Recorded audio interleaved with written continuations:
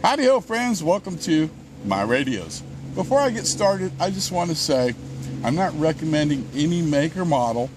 I'm not asking you to run out and buy one and carry it with you.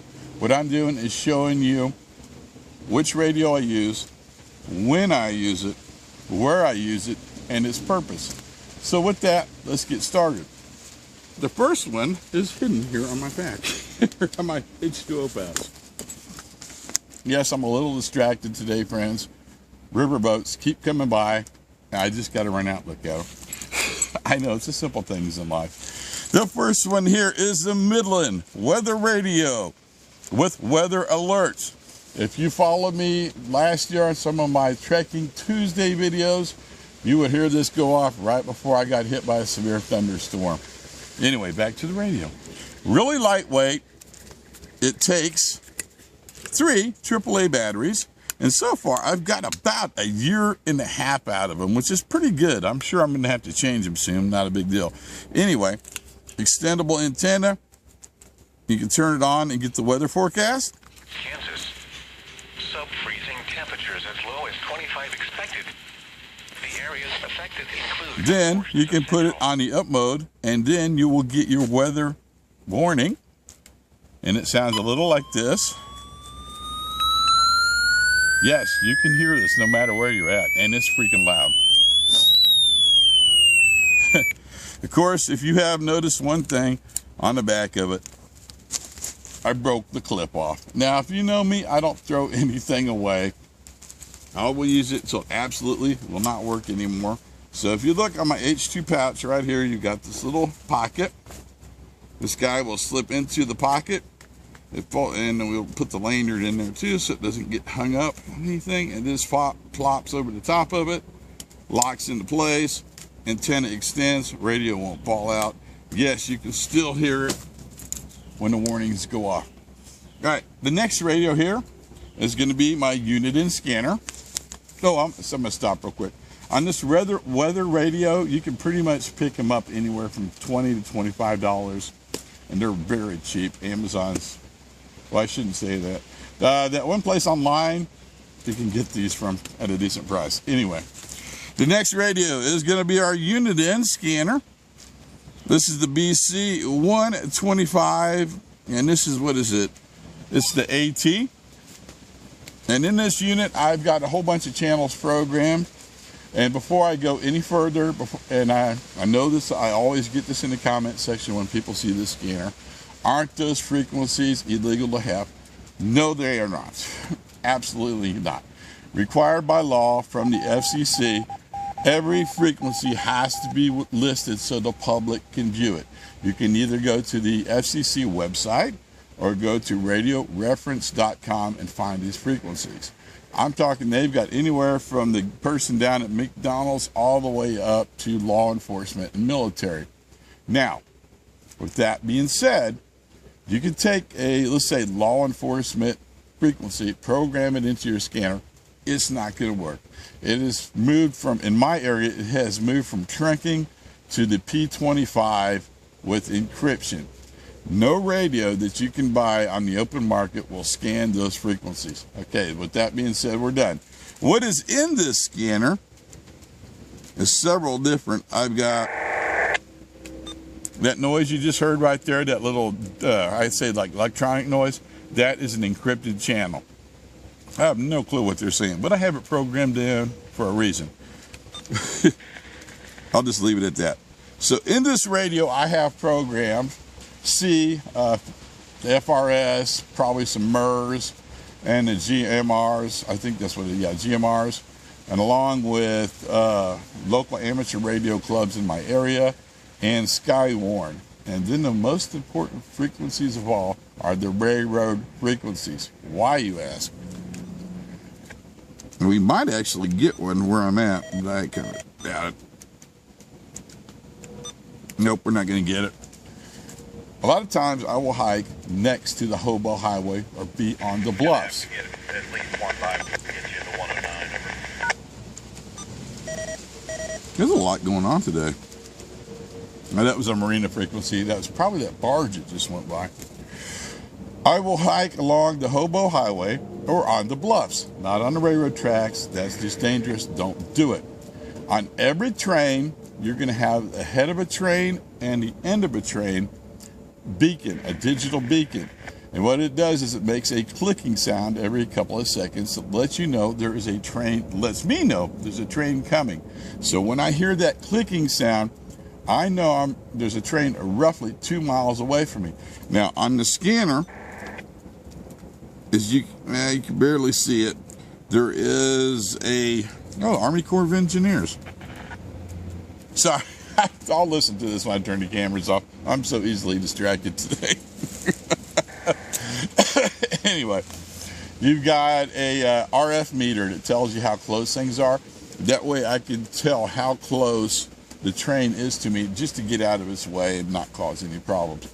And if you're wondering, yes, I do have the railroad. Oh, I just picked it up. Picked up the end of the train beacon. I'll tell you what, if I grab one, I'll insert it now so you can listen to it. If not, we're just going to kind of keep going. Yes, I do have the railroad police programmed into this scanner. Unfortunately, they are digital. I can't hear them. Right, now the next radio, and I need to choose my words very, how am I say this? Very wisely on this one. This is the radio every ham operator hates.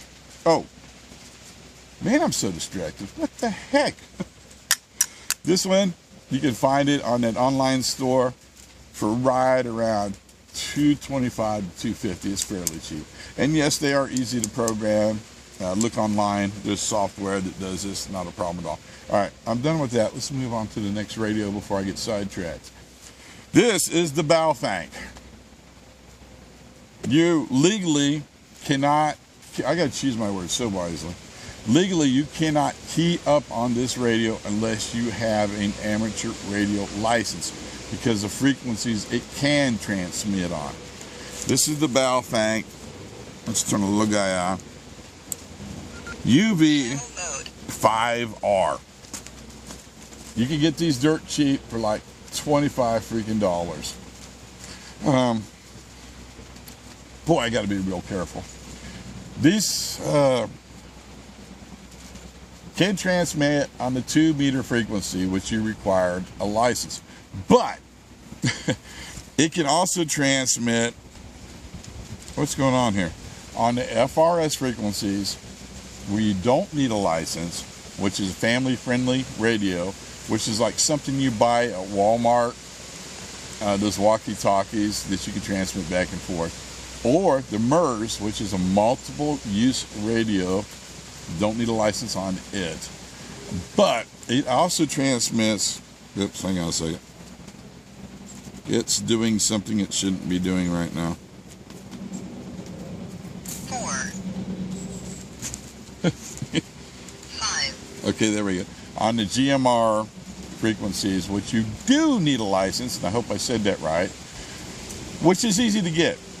You can go on the FCC website, make an account, fill out a form, pay a one-time fee, and you get a GMR license for 3 to 5 years before you have to upgrade it again. There's no test required. You just have to license for your call sign.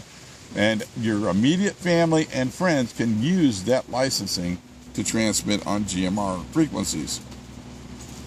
Okay, so I'm a little distracted because something weird's happening here. I'm trying to figure out what it is. It's trying to pick up something it shouldn't. Sorry about that. Now, to transmit on the 2-meter frequencies, you do need a license. You have to take a test, and that license is good for quite a while. Check into an amateur radio club for that licensing. Okay, with all that being said, because I have rambled quite a bit, still trying to find this frequency. Scanning beacon. Okay. Sorry guys, if you came to see a professional video, this is not it. It almost had it. It's trying to pick something up. The reason I'm doing this, there was a repeater on this area that was on the FRS frequency that anybody can use. And then it went dark last week for some reason. I don't know why. I don't know if it got shut down or they're just not transmitting their beacon anymore. And that's why I'm trying to figure that out. Anyway, we can do this later, probably. Boy, this thing is really upset today for some reason. All right, go figure that out later. So what is the purpose of this radio? Where I'm at on the Missouri River, I don't get any cell service whatsoever, okay?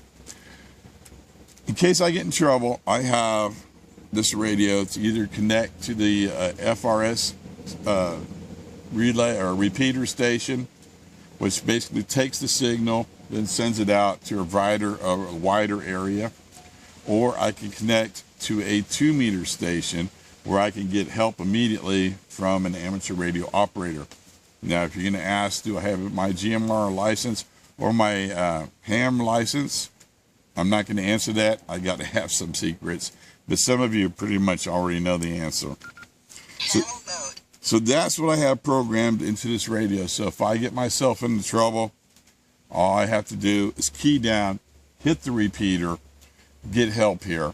Or if I got a friend coming out here that has my call sign, we can talk on a GMR licensing frequency. Or if he doesn't have his license, we can talk on the family-friendly service radio.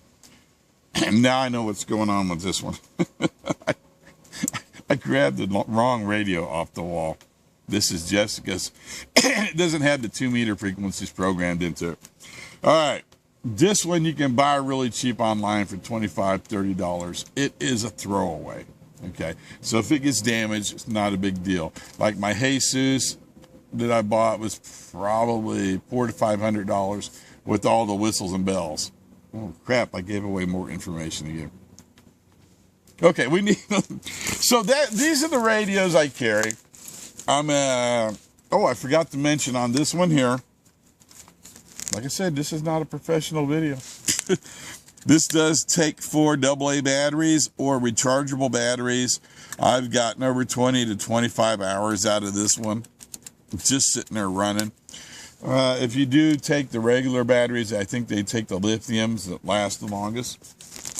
On the Baofeng, that's now full of dirt, it takes a replacement rechargeable battery. This one I've gotten, not talking on it, up to about 20 hours. Talking on it, I got about 12 hours, so it takes a lot of juice when this radio is being operated. So, okay, I think I covered all the radios. Let's do a quick recap. This one I carry along the river when I can't get any signal with my cell phone or if I'm out in the woods somewhere. This next one, the scanner, gets carried with me when I'm on the Hobo Highway, on the cliffs, or when I just want to come out and listen to stuff. And then, of course, the good old weather radio I carry with me year-round.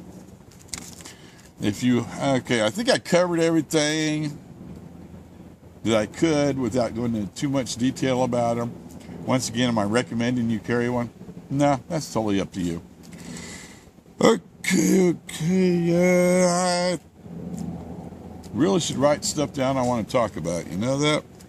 Anyway, let's wrap this video up. If you have any questions, please feel free to ask. I know I was going in all sorts of different directions in this video, and I might have missed something. I'll be glad to answer it for you.